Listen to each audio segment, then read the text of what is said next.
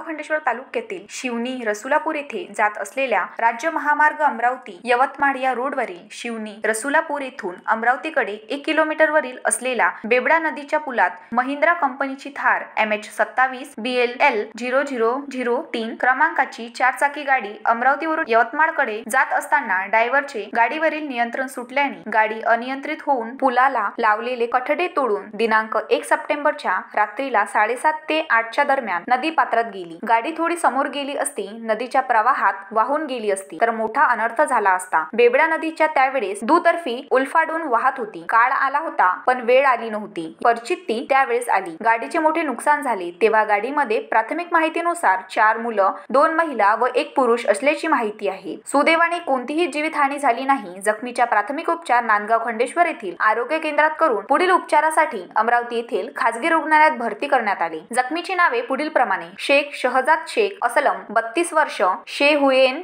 जहीर 5 वर्ष, निलोफर अज्जू रुखसार परवीन राहणार कडप्पा बाजार गौडीपुरा अमरावती। अपघाताची माहिती मिळताच नांदगाव खंडेश्वर येथील पोलीस स्टेशनचे अधिकारी घटनास्थळी पोहोचले। आरोग्य केंद्राच्या रुग्णवाहिका घटनास्थळी हजर झाल्या होत्या। जखमींना काढण्यासाठी शिवनी रसुलापूर येथील नागरिकांनी मदत केली। अपघात झाला या स्थळाजवळ रोडला तीव्र वळण असल्यामुळे तेथे नेहमीच अपघात होत असतात। पुलाला कठड्याऐवजी सिमेंट काँक्रीटची संरक्षण भीत बांधण्यात यावी अशी मागणी प्रवाशांतर्फे होत आहे। संबंधित विभागाने याची दखल घ्यावी अशी मागणी नागरिकांनी केली आहे। उत्तम Brahmanwade, the sting corporation news Amravati.